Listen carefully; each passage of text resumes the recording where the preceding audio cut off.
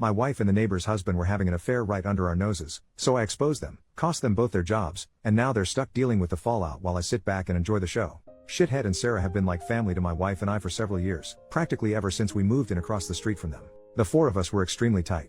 Our kids are the same age as theirs and are all good friends. We were one big family unit. We did dinner together a few times a week. We even went on vacations together. I truly saw Shithead as a brother, and my wife and Sarah were very close too. 5 months ago, I was completely blindsided by the discovery of an affair between my wife and Shithead. My wife had left her email open on our computer, and I saw an email from her to her longtime therapist saying that Shithead would be joining her at an upcoming session again. What the heck? My mind started racing. Why in the world would Shithead be going to her therapy sessions without my knowledge? I did a search and found some other emails to and from the therapist proving that Shithead had been going to sessions together with her for about 6 weeks. I checked our mobile phone account and discovered that, since late summer, they had been exchanging hundreds of texts every day, peaking at nearly 500 per day by the holidays. Speaking of the holidays, my wife and I hosted both of our families, parents, siblings, etc., for both Thanksgiving and Christmas dinner, and Shithead and Sarah joined us either for dinner or after dinner on both holidays. Text records show that the entire time that they were at our house celebrating with our families, my wife and Shithead were texting each other across the room. They were doing that pretty much every time the four of us hung out, for months. And, all day every day just in general. But what bothers me the most is that they were doing it with Sarah and I right there. I confronted my wife with the evidence and she admitted that yes, she and Shithead had fallen in love. It just happened. I don't know how. But I love him and I just don't feel anything for you anymore, I'm sorry. They had gone on a school district trip together, something had happened in her hotel room, and things had moved quickly from there. She explained, as I lay face down on the couch, unable to look at her, that they had already made plans to move out and divorce me and Sarah, and while they didn't plan to move in together immediately because of the kids, they'd probably do so eventually. The meetings with the therapist were supposedly mostly for the purpose of finding a way to break this to me and Sarah as gently as possible, because they were so very concerned for our well-being. Sarah and I are fairly certain that they weren't planning on telling us about the affair at all, and were simply going to discover their feelings for one another several months down the line, after they'd come up with some other reason to divorce the two of us. My wife moved out 2 months ago. I was, and still am, utterly destroyed. I cry every day. I cried writing the first few paragraphs of this story just now. I worry nonstop about the impact on our kids. But I am also not exactly a shrinking violet when I feel that I've been wronged. And in this case I was, objectively, very very wronged. So, a couple of years ago, Shithead ran for a Board of Education seat as a pretty extreme underdog. I helped him with his campaign materials and debate prep, and my wife, a well-known school district employee, this becomes important later, got the word out as best she could. Much to our surprise, he actually won in a squeaker, by just a few dozen votes. Being on the board became the center of Shithead's world. He joined every committee that he could. This turned into the foundation of his affair with my wife, as they were constantly going to school events and meetings together on evenings and weekends. Once I discovered the affair, my thoughts turned pretty quickly to revenge, and it occurred to me that an extramarital affair between a member of the Board of Education and an employee of the school district was at least bad politics and possibly violated district policy. Making things far worse for them was that my wife was in the running for an open administrative position, and everyone knew that she was more or less guaranteed the job and the major pay raise that came with it. She had just finished her master's degree in school administration, at the urging of her principal and the superintendent, so that she could be promoted to this specific position. I had plenty of evidence of the affair, like texts from both of them admitting to it, text records showing that they were texting hundreds of times a day, emails to and from the therapist, etc. I considered simply emailing all of the evidence to the board and the superintendent, but felt like I, as the grieving betrayed spouse, might not be seen as a credible source. So instead, I invented a fictitious furious friend who was planning on showing up to the next board meeting and publicly shaming the two of them for their affair. I told my wife that I'd tried to talk this person down but couldn't guarantee that they wouldn't show up and humiliate them publicly. As I expected, this led Shithead to conclude that the only option was for him to preemptively admit the affair to the board. The superintendent subsequently recommended that Shithead resigns, which he did. Sarah said that he was utterly humiliated and crushed, and barely got out of bed for a few days afterward. Once word of the affair and Shithead's resignation started getting around, the superintendent, a longtime friend of both my wife and Shithead, contacted my wife and tearfully informed her that it was no longer politically appropriate for her to be promoted to an administrative position within the district. The position that had been lined up for her was later filled by an outside candidate.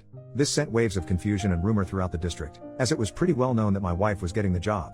The day after she was informed that she wasn't getting the promotion, my wife and I, despite our crumbling marriage, took our son out to breakfast together on his birthday, and a parent stopped by our table to congratulate her on her new role. She said, "Thanks," then excused herself to go cry in the bathroom for a while. I let the dust settle for a couple of weeks, and then, right before my wife moved out, let them in on my little secret. There was never a furious friend threatening to expose them in the first place.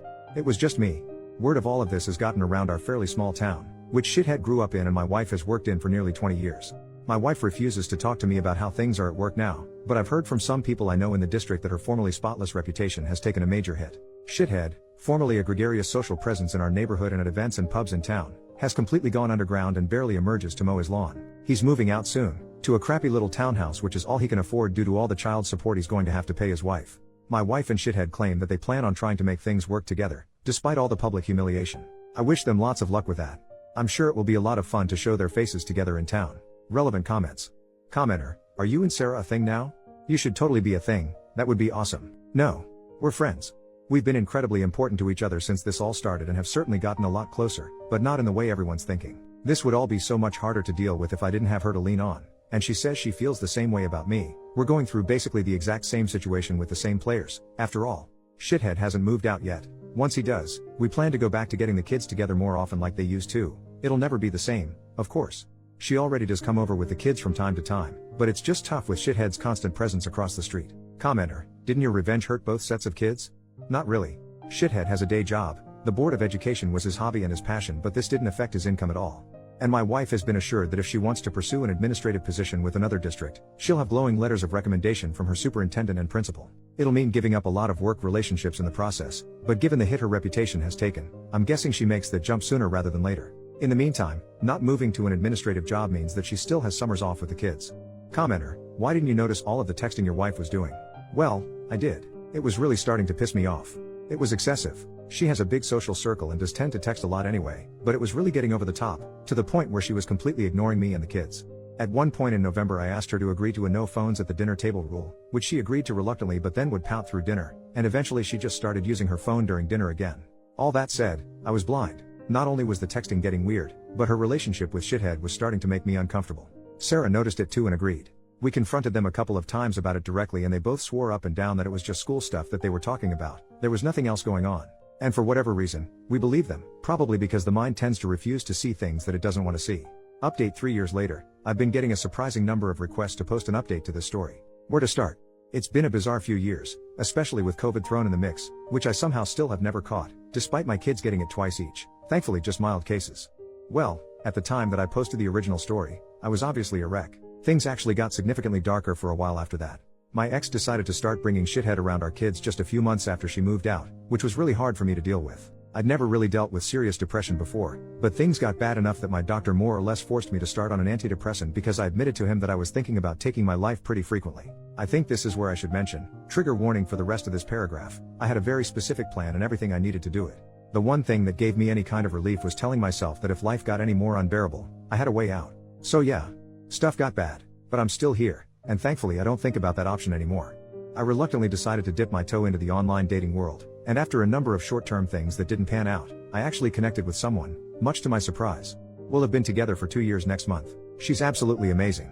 We don't live together, and for the time being we're both good with seeing each other a few times a week. Would I love to see her more? Yep. Am I ready to live with someone again and go all Brady Bunch with our respective kids? I'm not sure. For the time being, we have a lot of fun together, and that's more than good enough for me. As far as things stand with my ex and Shithead, they're still together, but there seems to be trouble in paradise because my kids report that they almost never see him anymore. My kids don't like him at all and they just avoid him when he's around, according to my older one. When all of this started, she had seemed confident that they'd be living together pretty soon, but they still don't, and as far as I know there are no plans in the works for that. They did buy a boat together, which I find hilarious for some reason.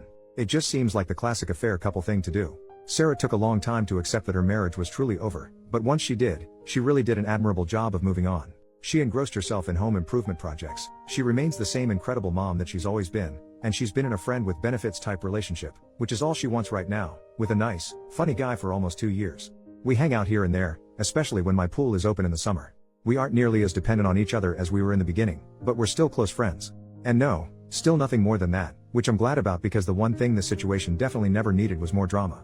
My ex left the school district she was working for and took a job in a neighboring district. I have no idea what Shithead is up to, nor do I care. I hardly ever see him except at the occasional school event. For a while there, I was worried that he'd look at me the wrong way and I'd wind up in jail for knocking him out in an elementary school cafeteria or something, but I just don't care enough about him anymore for that to be a concern.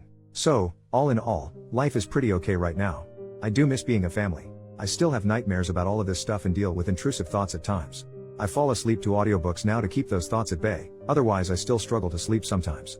But my girlfriend is amazing. I have an incredibly supportive family. I just officiated my sister's wedding a couple of months ago, and I have a big dog who needs lots of walks and that's a huge help for me on so many levels. I hope that update answered people's questions. Thanks again for all of the support.